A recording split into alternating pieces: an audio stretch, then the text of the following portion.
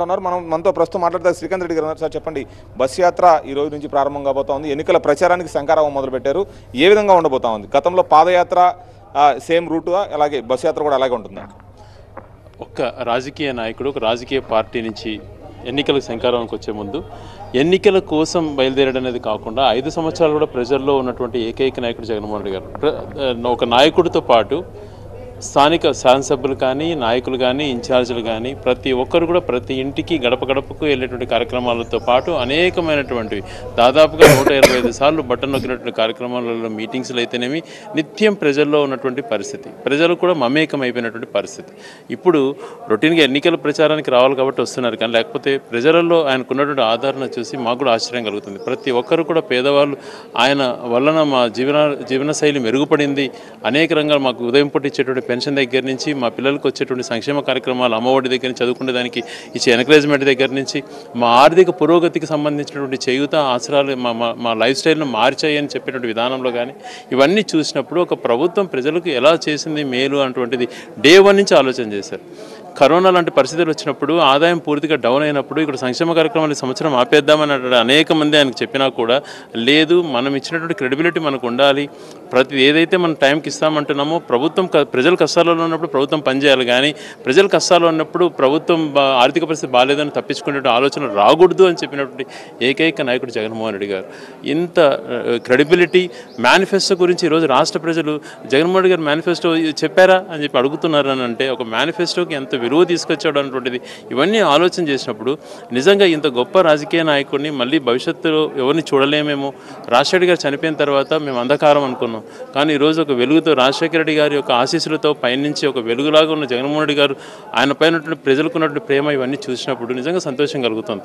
ఒక రాజకీయ పార్టీ చేయవలసిందే కదా, ధైర్యంగా నేను మేనిఫెస్టోలో ఏం చెప్పాను అవన్నీ అమలు చేశాను అన్నటువంటి పరిస్థితి తీసుకొచ్చినప్పటి నుంచి సామాన్య మానవుడికి ఇంతకుముందు మేనిఫెస్టో అంటే ఇది రొటీన్గా జరిగే కార్యక్రమం, ఇప్పుడు మేనిఫెస్టో జగన్మోహన్ రెడ్డి గారు ఎప్పుడూ విడుదల చేస్తారని చెప్పి ప్రజలు అడుగుతున్నారు అని అంటే ఎంత నమ్మకం ఏర్పడిందో ఇక్కడ ఆలోచన చేసుకోవచ్చు. అంటే ముఖ్యంగా వైఎస్ఆర్సీపీకి రాయలసీమ గుండెకాయ లాంటిది. అలాంటి రాయలసీమలో గతంలో 49 సీట్లు ఇక్కడ వచ్చినాయి మీకు, అంటే ఈసారి మళ్ళీ అదే స్థానాన్ని కైవసం చేసుకుంటారా? నిజంగా రాయలసీమ ప్రజలు ఎప్పుడు కూడా వైఎస్ కుటుంబాన్ని గుండెలో పెట్టుకుంటారు. ఒక విషయం మనం ఆలోచన చేయాలి. మొట్టమొదటిగా రాజశేఖర రెడ్డి గారు పోతిరెడ్డి పౌడర్ అటువంటి తీసుకొచ్చి రాయలసీమ ప్రజలకు ఎప్పుడు చిరస్థాయిగా ప్రజల గుండెల్లో ఉండే విధంగా చేశారు. మరి ఈరోజు అదే రకంగా రాయలసీమ లిఫ్ట్ ఇరిగేషన్ కంప్లీట్ అయిపోతుంది. తెలంగాణ అసెంబ్లీలో జగన్మోహన్ రెడ్డి గారిని తిట్టే ప్రక్రియ ఇక్కడ జరిగింది అని అంటే ఇక్కడ రాష్ట్రానికి మేలు చేసినట్టే కదా. తెలంగాణ ప్రక్రియ అసెంబ్లీలో ఒక పక్కన టీఆర్ఎస్ కానీ మరొక పక్కన కాంగ్రెస్ కానీ వీళ్ళంతా మా తెలంగాణకు రాయలసీమ లిఫ్ట్ ఇరిగేషన్ జగన్మోహన్ రెడ్డి గారు చేసేసుకున్నారు, మేము కళ్ళు తెరిచే లోపల అయిపోయింది పని అన్నటువంటి మాటలు మాట్లాడారు అని అంటే ఎంత మంచి పని చేశాడు అన్నటువంటిది ఇక్కడ ప్రతిపక్షం వాళ్ళు చెప్పలేకపోతున్నారు, ఈర్ష్యతో ద్వేషంతో. అలాంటి కార్యక్రమాలు ఎన్నో. గండికోటలో 20 టీఎంసీ నిలబెట్టడం అయితేనేమి, సోమశిల కన్సి ఫుల్ ఫ్లెడ్జ్ స్టేజ్లో నిలబెట్టించి ఈరోజు అక్కడ కరువు తీర్చడం అయితేనేమి, భవిష్యత్తులో రాబో రోజులలో గండికోట అడిషనల్గా ఇంకొక రిజర్వాయర్ ఫుల్ అవుతుంది, దాన్ని హెచ్ఎన్ఎస్కి అనుసంధానం చేసి అనంతపురం జిల్లా హెచ్ఎన్ఎస్ పూర్తిగా వాడుకున్నా కూడా ఈ ప్రాంతాలు ఎగువ ప్రాంతాలు అయినటువంటి కడప జిల్లాలో కరువు ప్రాంతాలు అయినటువంటి రాయచోటి లాంటి ప్రాంతాలు, అలాగే ఉమ్మడి కడప జిల్లాలో ఉన్నప్పుడు ఇప్పుడు అన్నమయ్య జిల్లాలో చేరినటువంటి మదనపల్లె, పొంగనూరు, పీరేరు లాంటి నియోజకవర్గాలకు నీళ్ళు ఇచ్చేటువంటి కార్యక్రమం చేపట్టడం కానీ, ప్రతి ఊరికి రాయలసీమలో రాబో రోజులలో అంటే డ్రింకింగ్ వాటర్ గ్రిడ్ని కూడా నాబార్డులు అప్రూవ్ చేయించారు. రాబో రోజుల్లో అది కూడా కంప్లీట్ అవుతుంది.